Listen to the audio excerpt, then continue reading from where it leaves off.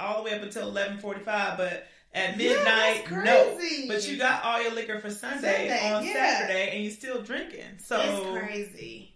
It's a lot of just extra cover up, try to pretend like you're this way when you really aren't. And then you see, I don't know. I mean, I know we follow a lot of teachers on online or whatever on Instagram.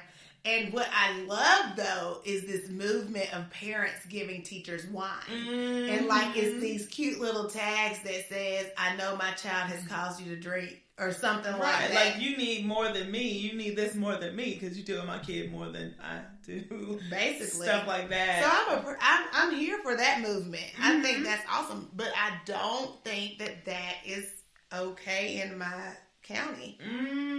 But I also, so I get your position because you work in your county, you have grown up in your county, so it's not just your job. It really is like all the other things that are connected to it. And I've never worked I probably will in this year, probably work in the same area that I teach, and I'll probably be a little more like, okay, there's so-and-so's mom. She's going to see me dipping over here. So one of my kids, actually it was just yesterday, saw my keychain, and my husband has a beer bottle opener on my keys.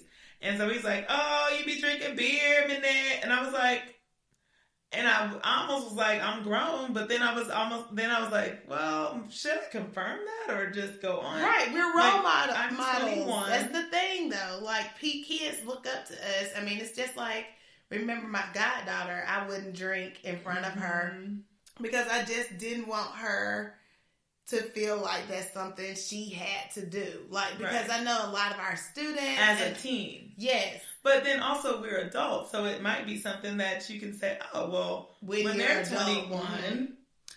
Yeah, but I think they have so much more access to things, and they take anything to justify what they're doing. So it might be like, oh, Miss Ned and Miss Mitchell, they get beer on the weekends because I see that beer bottle cap opener or whatever. Right. So now it must not be too bad. They doing it. You know what I mean? Right. And then I do have my little girl friends, girl students who are like, you go to the club? I'm like, no, I go to lounges and sip wine. And they're like, oh. So that makes it like a classier thing versus turning up at the club. Right. Like, I'm a classy lady. I'm not that kind of lady. And they're like, oh, okay, well. Jazz. Right. Is it jazz? Yes, jazz. Smooth jazz. Yeah, so like we open their little worlds up to different things, whether that is just drinking a sangria on the weekend or whether that is drinking some hard liquor. Don't look at me too hard now. Sunshine. That apple juice, child. That apple juice. Look, still, clutch my pearls. Not apple juice. Oh, girl, speaking of pearls. If you don't stop this segue. Yes. What about the pearls? Okay, so I think it's just this is the elephant in the room, BTW, if y'all aren't following. We have done friend fix mixed in with elephant in the room mixed in with some teacher talk. All of it. We have so many things to talk to you about. We are flowing. So much conversation. And we hadn't even mentioned the fact that we actually been around each other for the last couple of months, like nonstop, without taping any podcasts. Happy New Year. Whoop, whoop. Happy birthday. Whoop, whoop. Merry Christmas. Merry Christmas. Oh my gosh, we really were together for every... It's okay. It's nice. Except Thanksgiving. What happened to Thanksgiving? I don't know. Oh yeah, you hibernate over Thanksgiving break. I said you went to Disney? No. No, you hibernate over Thanksgiving break though. You got to remember that because we watch the game, the Iron Bowl, like we do every year. Y'all don't ever come out for that because you hibernate. So you can go hard in the paint in December and in January. Yeah. I got it. I remember that now. So, yesterday was, or January 15th, so it was this week. I'm not sure when this is going to go out. Probably tomorrow. Fingers crossed. I'm not. So I'm just going to let you know that's what's happening right now.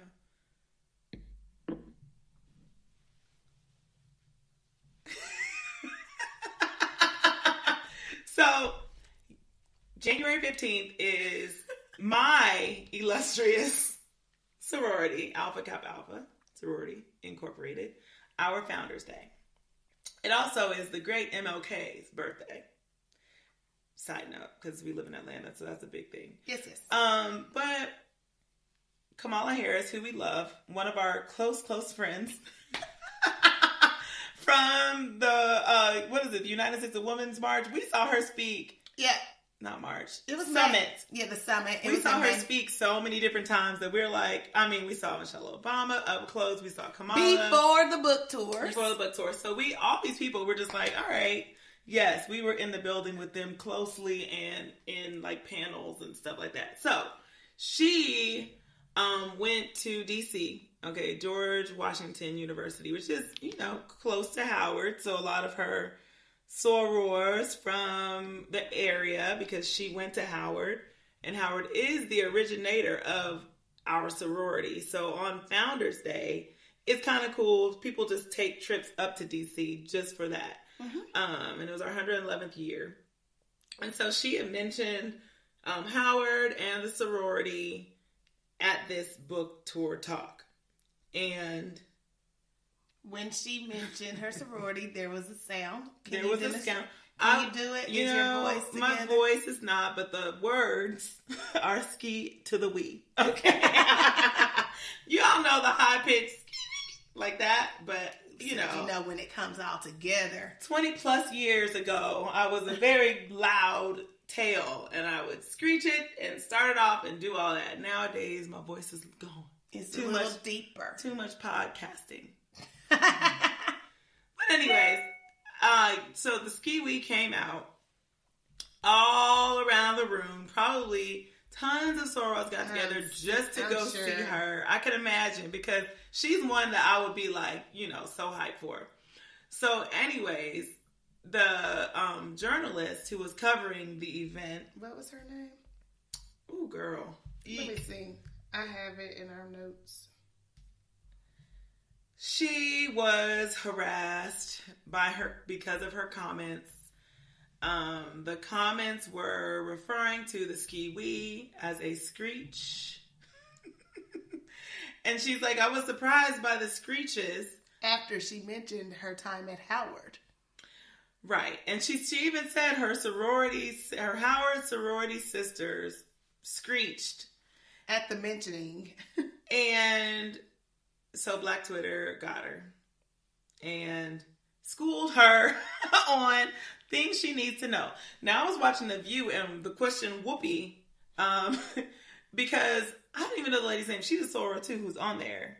I don't watch The View like that, but I did watch a clip on her, and she was saying she also is a soror. So Whoopi was asking her if she thinks that like journalists who cover Black things, or should that Black journalists be the only ones that should cover Black things that are going on?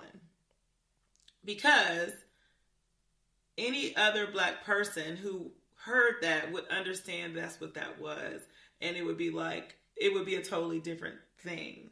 Yeah, like they would have known immediately. It wouldn't have been a question. It wouldn't have been a surprise. No. It wouldn't have been... Nobody would have been startled. No, and it probably maybe wouldn't even been mentioned. Or if it was, it would have been mentioned specifically. Right. And the conversation was basically like, every journalist needs to know. Joy was like, there's so many sororities and fraternities. How is she supposed to know what each one does? And specifically, they were like, no, the historical fact is Black sororities and fraternities were created because they could not get into the other ones. That's a history fact. It's not we should know all about... No, you should know about those because they are relevant to whatever's going on. Like, why do we have them in the first place? Like, right. So, and then another one said all journalists need to know more. So it's not about their race. They need to be like informed. It's poor journalism to cover someone on this day and not know about what they did and not make assumptions. City.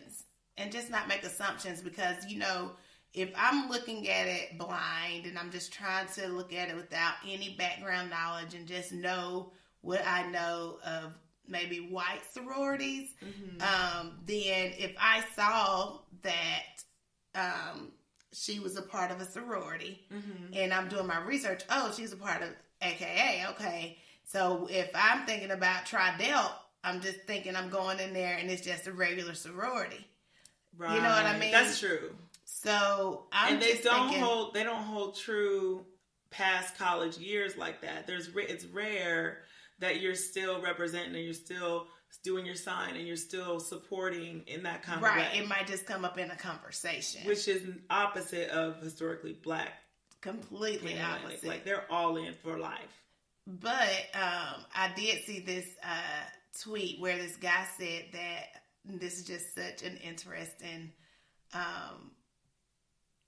experiment. I was like, God, I need to do this some kind of way with the teachers, maybe. Like, you know, so this guy said that he made his students do keep track of how many whatever they were, non-white, non-black, whatever, people they spent more than 5 minutes with over a period of time.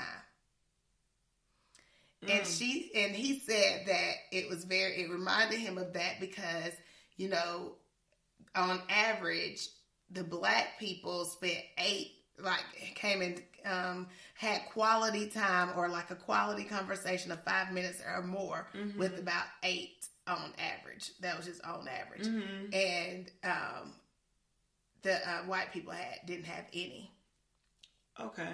So, you know, it just goes back to me, it goes back to being curious, like asking, like digging, wanting to know about other people, and like not assuming all the time that you understand. Right. And we can talk about dominant culture all the time. Yeah. Where, why do I know about Tri-Delt and you don't know about AKA? You know what I mean? Because, I know that all the kids that I went to college with, some were black, some were white. So some of the white kids pledged their freshman year. Right. And that's how they do it. Right. They would not know at all about what I went through because it was like, oh, great, sorority, check, and then move on. But you never even thought about inquired, yeah. Or it was, well, why do they have black ones? It wasn't about like what it was about, anything like that. It was all about like the fact that there was a black one and a white one, and they were offended by that. But you didn't even ask for the real reason. It was like, well, what if I wanted to be in it? Could I? It wasn't. How did that come to be? Right. So it was just, you know. People can be very dismissive when they think they know the answers to everything. Yeah. But I think that's a really cool fact that in a talk that I did, there was... what talk was that? It was the culturally responsive education through science. And it was the teachers, the black teachers in the room. First of all, they assumed, and they were right, that they knew a lot about another person in the room who was white. And they were more accurate in their assumptions because they know dominant culture and they know black culture. So they're kind of almost like bilingual when it comes to this world. I like that. And then it was like, you know, most of the white people couldn't really, or were scared to actually address an assumption because they thought that they would say the wrong thing or they would, you know, blow up. And it's because they hadn't had that many experiences with people in other race in order to understand what was safe to say and what was not. Right. Right. So, poor girl. So the question is, you know, how do we fix this? You know, I always like to not only bring up something. I really think it's that. It's like spending time and like actually... And I hate that the whole I don't see color, but if you can like get past the color part and like find the commonalities, then you can ask about the color issues. Right. So if you step past the whole... But that's this is a perfect example of why not seeing color is not a positive thing. You know, this is a perfect example. I don't see color, so a sorority is a sorority is a sorority. You know? Right. What are we doing? There's nothing different. I was in a sorority. She's in a sorority. Let's move on. Right. Now I hear this call, and I'm like, what is that? Preach. Now, my friend Amy, we talk about sorority stuff all the time because I love her perspective.